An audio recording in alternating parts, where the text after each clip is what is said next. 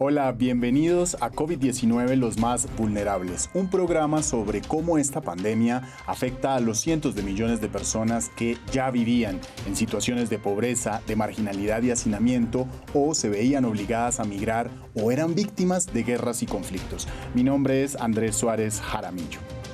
Comenzamos esta vez en Chile. La pandemia ha reavivado las desigualdades que vieron la luz en el estallido social de 2019.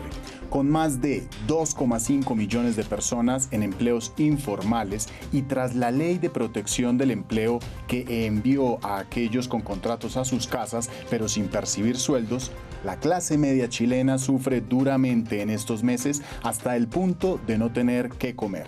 La manera de mitigar el hambre fue dejar a un lado la vergüenza y activar la solidaridad entre vecinos por medio de ollas comunes. Cada uno aporta lo mucho o poco que tiene para cocinar masivamente y que todos coman. Desde Chile, Alexandre Plaza y Patricia Luna nos traen la historia. En Chile regresa algo que no se veía desde la peor crisis económica de la dictadura de Augusto Pinochet: las ollas comunes, espacios donde se activa la solidaridad entre vecinos. En esta del muy poblado y humilde barrio de Santiago, La Florida, la iniciativa es, como en muchos casos, femenina.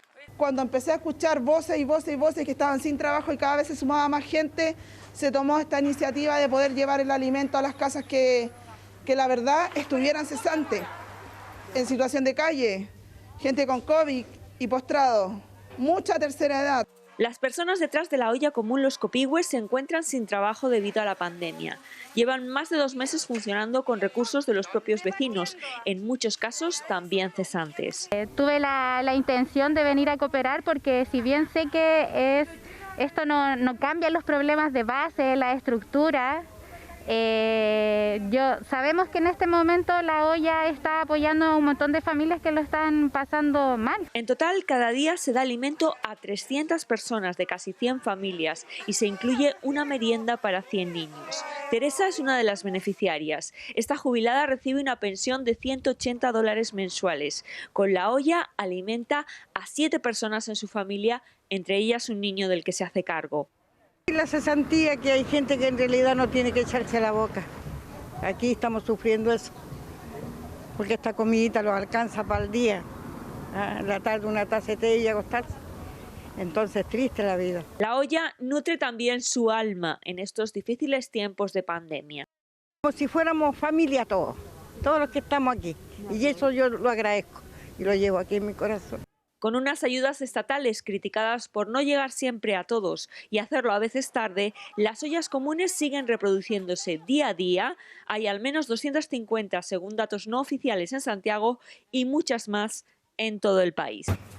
En Venezuela pasa algo similar a lo de Chile. Las medidas para prevenir la propagación del COVID-19 y la profundización de la crisis económica en la cuarentena ha llevado a los habitantes de Venezuela a la recursividad. La compra y venta de productos entre vecinos de clase trabajadora y clase media se extiende en las comunidades. En una misma urbanización de Caracas hay venta de víveres, verduras, repostería y hasta servicios de peluquería. Todo informal. Herminia Fernández, nuestra corresponsal en Venezuela, nos cuenta la historia. Sin poder trabajar durante la cuarentena por el COVID-19 y con cuentas por pagar, María Leonor y otros vecinos de su urbanización clase media decidieron instalar en distintas áreas de sus casas ventas de productos esenciales como víveres, verduras y huevos para subsistir económicamente. Hemos sido muy bien venidos por los vecinos, nos han ayudado muchísimo, han aceptado todo, tampoco exageramos en los precios porque sabemos la situación en que estamos. Mientras ellos puedan consumir, nosotros podemos vender y podemos tener nuestra entrada de dinero para poder sobrevivir. A 2 casas de la de María Leonor, Ángela Lugo llega a comprar sus verduras para la semana. Para ella, esta economía puerta a puerta entre los vecinos es un ganar-ganar, porque las personas mayores no tienen que salir a exponerse a la pandemia y quienes venden pueden hacer sus ingresos. Primera vez que veo que la gente que como no tienen trabajo, tienen que buscar con qué sobrevivir, pues. Y entonces cada quien monta su negocio, pues. No hay trabajo. Y entonces tienen que ayudarse ellos con algo. Y por eso nos ayudamos mutuamente.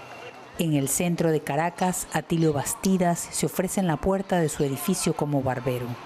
Atilio extraña su trabajo como mesonero y dice que con lo que gana ahora apenas puede mantenerse. Si esto continúa, la cosa es difícil. Muy difícil porque nos estamos muriendo de hambre. Y nos mata el hambre o nos mata la pandemia. Una de dos. Entonces, no sé qué se puede hacer. La recesión económica que hay en Venezuela desde hace 7 años ha reconfigurado la dinámica de los venezolanos. El empleo formal se ha desplomado y cada vez son más las personas que trabajan por su cuenta. Una tendencia que se ha amplificado con la pandemia. Herminia Fernández, France 24, Caracas. Vamos a Europa porque en Italia nació una nueva ONG que se sumará a las operaciones de rescate de migrantes en el Mediterráneo. Un organismo que al ser enteramente italiano evita que las autoridades de este país impidan que sus barcos atraquen en los puertos italianos. La información nos la detalla Irene Savio, corresponsal de France 24 en Roma.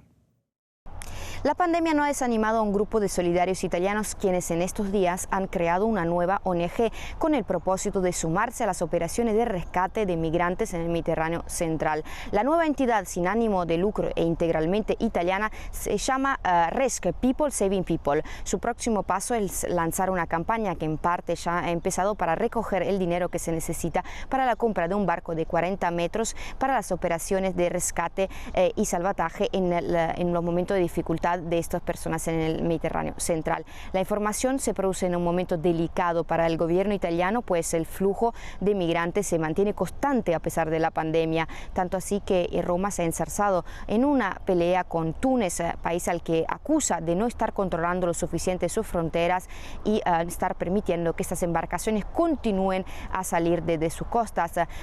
Incluso Roma ha amenazado al país norteafricano con retirarle parte de las ayudas que destina a la cooperación internacional si no encuentra una solución. Además de ello, Italia y Francia han decidido recientemente aumentar sus controles en la frontera que ambos países comparten. Una decisión esta cuyo objetivo es evitar que estas personas que están arribando en estos días continúen con su viaje hacia los países del norte de Europa.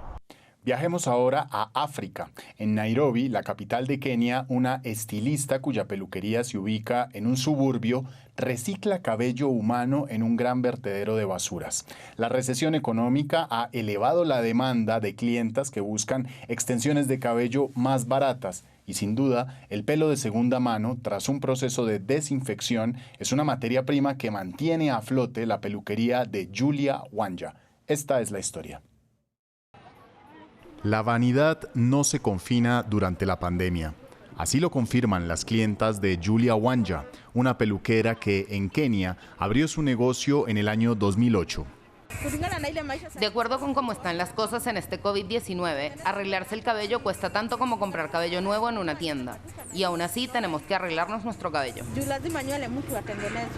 Como en muchos países de África, las mujeres negras están acostumbradas a usar pelucas y exuberantes extensiones de pelo. Pero cuando no hay dinero suficiente, Julia Wanja ofrece cabello de segunda mano.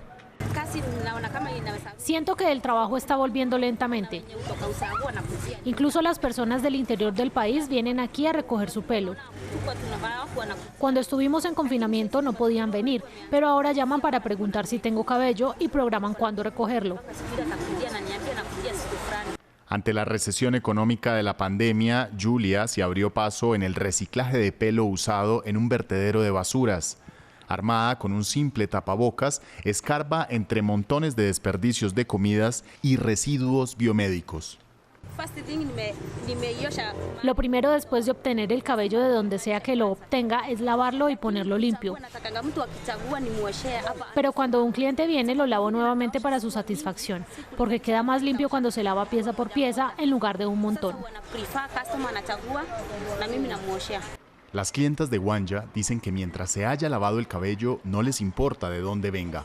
Para las mujeres africanas, lucir un pelo rizado, trenzado o de colores es un motivo de alegría por compartir su belleza. En el oeste de India y muy cerca de Mumbai, la educación se ha vuelto más recursiva ante la pandemia de coronavirus. Luego de que hayan pasado varios meses sin que los niños de estas áreas rurales hayan podido ir a clases y que por la pobreza de sus familias tampoco hayan tenido acceso a clases por internet, una iniciativa llamada La Escuela Hablada los tiene muy felices. Su maestro no está físicamente. En cambio, un parlante recorre estos pequeños pueblos de donde sale una voz similar a la de su profesor. La iniciativa pertenece a una organización sin ánimo de lucro que ha desarrollado lecciones pregrabadas para todos los estudiantes del campo que no han podido ir a una escuela en meses. Las lecciones van desde la profundización en el lenguaje por medio de cuentos y canciones hasta el aprendizaje de inglés. Esperamos al orador por la mañana. Cuando empieza a hablar, repetimos lo que dice.